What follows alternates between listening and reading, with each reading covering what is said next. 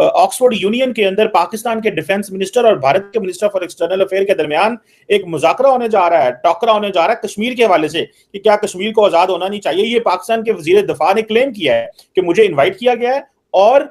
मेरे मुकाबले में जो आ रहे हैं वो भारत के जयशंकर आ रहे हैं। आपको लगता है जयशंकर आएंगे? मुझे तो बड़ा मुश्किल लगता है। क्या डॉक्टर जयशंकर इस बात के लिए तैयार हो जाएंगे कि वो हमारे डिफेंस मिनिस्टर ख्वाजा आसिफ के साथ कश्मीर को लेकर डिबेट करें? मुश्किल लग रहा है, बहुत ही मुश्किल लग रहा है, क्योंकि जाहिर है कि इस वक्त इंडिया पाकिस्तान के जो रिलेशंस चल रहे हैं उसमें नहीं लगता कि कोई भी जो है वो बात करने के लिए भारत से, पाकिस्तान के किसी मिनिस्टर से बात करने के लिए भारत से कोई तैयार होगा। अगर देखा जाए तो डॉक्टर जयशंकर साहब I think so he is on the top. बैरून मुल्क इंडिया के दोस्तों और दुश्मनों से निपटने का जो तवील तजुर्बा रखने वाले एक सीनियर सियासतदान का माने कि इंडिया का असर रसूख महदूद हो गया। वो कहते हैं सिर्फ पाकिस्तान ने भारत के साथ सिफारती ताल्लुकात में कमी लाई है जबकि तिजारती ताल्लुकात खत्म कर दिए हैं। सवाल यह है कि पाकिस्तान आलमी दुनिया को कैसे भारत के खिलाफ कोई अमली इकदाम उठाने पर मजबूर कर सकता है। डॉक्टर जयशंकर साहब ने नहीं वहां पे आना, लेकिन मैं एक एडवाइस जरूर भेजूंगा फॉरेन अफेयर जो डिपार्टमेंट है कि तैयारी अगर आने का प्रोग्राम बन जाए तो तैयारी के लिए ख्वाजा साहब की 2-4 तकरीरें नेशनल असेंबली की जरूर सुनते उनकी तकरीरें आधी पंजाबी में होती है जी, तो अंग्रेजी बोल लेंगे तार साहब? वो इतनी लंबी सारी डिबेट हुई, फॉर एग्जांपल अगर 1 मिनट के लिए हम ये सोच लें कि ये डिबेट होगी, तो इसका तो पाकिस्तान में कई लोगों से मेरी बात हुई है और उनका कहना ये है कि डॉक्टर जयशंकर जो है वो कुछ ही देर में ख्वाजा आसिफ साहब को हो सकता है कि चित कर दें। जी हाँ, ये खतरा भी मौजूद है। तो मेरा ख्याल है कि ख्वाजा साहब को जरा अवॉइड ही करना चाहिए कि वो डॉक्टर जयशंकर से कश्मीर के ऊपर कहीं भी जो है वो डिबेट करें।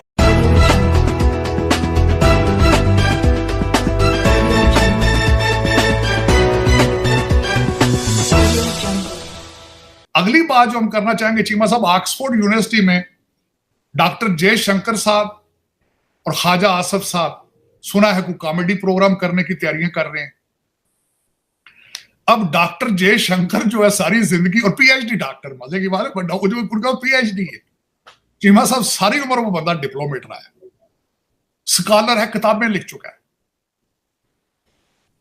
अब वो बहस मुबासा होगा और ख्वाजा, मैं एक वर्क करूंगा बाद में, मुझे पता है वैसे कि डॉक्टर जयशंकर साहब ने नहीं वहां पे आना, लेकिन मैं एक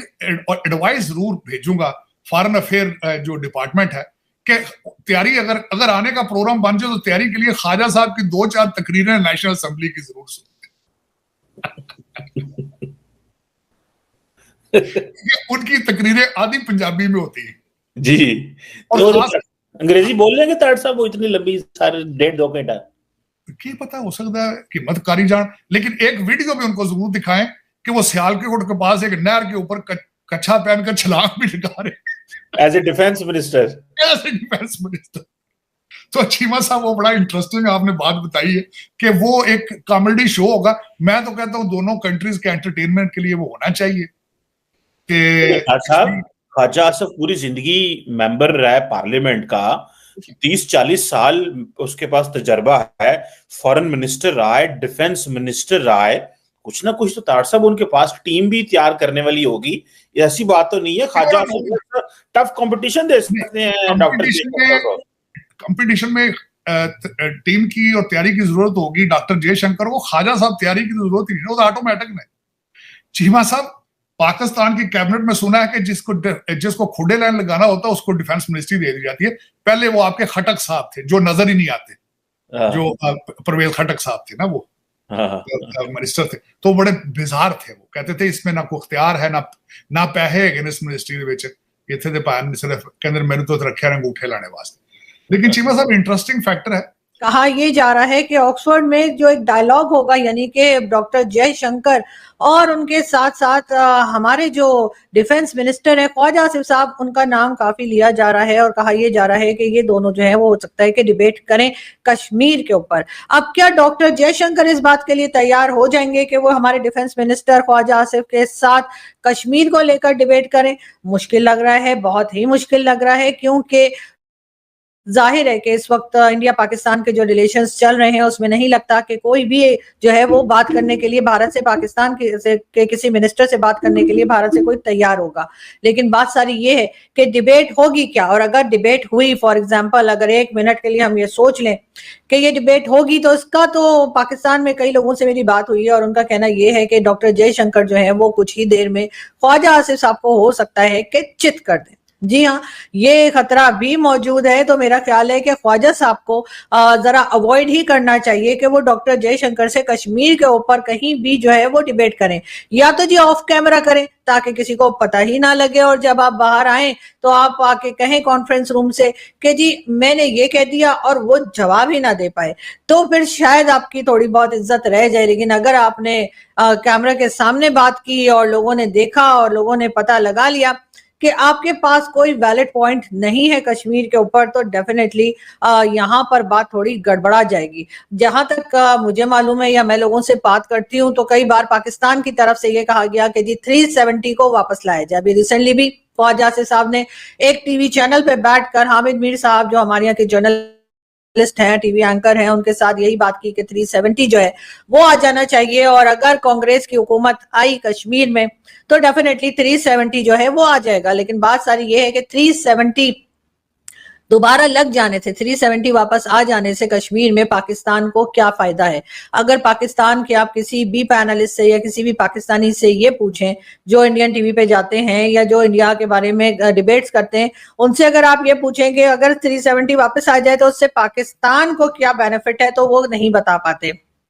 और अक्सर इस किस्म की बात करते हैं कि जी हम फायदा नहीं देखते, लेकिन बहरहाल हमें 370 जो है वो वापस लाना है कश्मीर में, लेकिन क्यों लाना है ये नहीं बता पाते। साथ साथ कश्मीर जो है वो बनेगा पाकिस्तान वाला नारा जो है वो अब थोड़ा कम हो गया है। अब कम से कम हमारे यहाँ से ये नहीं कहा जाता कि जी कश्मीर जो है वो हमारी शहरग है और कश्मीर बनेगा पाकिस्तान वाले नारे लगाने बंद कर दिए हैं, ये तो मैं नहीं कहूंगी, लेकिन कम जरूर कर दिए हैं। और उसकी रीजन भी यही है कि जाहिर है हमने देखा कि जम्मू कश्मीर में जिस तरह से प्रोग्रेस हुई है, जिस तरह से वहां पे इन्वेस्टमेंट की है भारत ने, तो भारत जो है वो बिना तलवार चलाए, बिना गोली चलाए या किसी भी तरीके से लड़े बगैर ही कश्मीर में जो है वो एक तरह से अपना सिक्का जमा चुका है। साथ साथ ये भी कहा जा रहा है कि जो एक नया वाटर ट्रीटी जो है जिसके बारे में बात की जा रही है, और भारत ने एक नया जो है वो लेटर पाकिस्तान को इशू कर दिया है,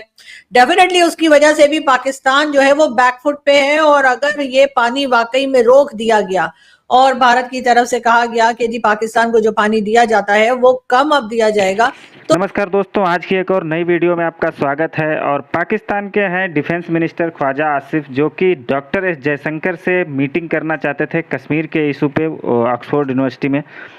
लेकिन डॉक्टर एस जयशंकर ने इनको जो है मुंह नहीं लगाया और इनको सीधा सीधा जवाब दे दिया कि भाई एक तो भिखारी मुल्क का मिनिस्टर और ऊपर से ऐसा मिनिस्टर जिसको बोलने की तमीज़ नहीं, जिसको बोलने का कुछ पता नहीं, उसके साथ एस जयशंकर कैसे डिबेट कर सकते हैं। कोई ढंग का हो आदमी या ढंग का कोई मुल्क हो, तो ढंग का कोई बात करने वाला हो तो उसके साथ कोई बात की जा सकती है। लेकिन डॉक्टर एस जयशंकर ने इनको मना कर दिया, और उसके बाद से पाकिस्तान का मीडिया भी उसी के लिए बात कर रहा है कि जो ख्वाजा आसिफ हैं ये कैसे बात करेंगे, इनका थोड़ा इंग्लिश में भी इनकी प्रॉब्लम है, और ये डॉक्टर एस जयशंकर के सामने कितनी देर खड़े हो पाएंगे। अगर मान लो ये मीटिंग हो भी जाती तो पाकिस्तान की ऐसी बेइज्जती होने वाली थी, ऐसी बेइज्जती होने वाली थी कि ये कहीं मुंह दिखाने लायक नहीं रहते। लेकिन डॉक्टर एस जयशंकर ऐसे छोटे मोटे लोगों के साथ करते ही नहीं है मीटिंग, और ये एकदम साफ साफ मैसेज भी चला गया पाकिस्तान को कि जब तक तुम टेररिज्म ख़त्म नहीं करोगे हिंदुस्तान में, तब तक तुम्हारे साथ कोई बात नहीं होगी। और ये बात अभी कुछ दिन पहले डॉक्टर एस जयशंकर ने बोली भी थी, और इसी के लिए पीएम मोदी ने रखा है डॉक्टर एस जयशंकर को, क्योंकि ये जिस तरह से डील करते हैं उस बाहर के देशों को, तो उनकी जो है वो बोलती बंद हो जाती है।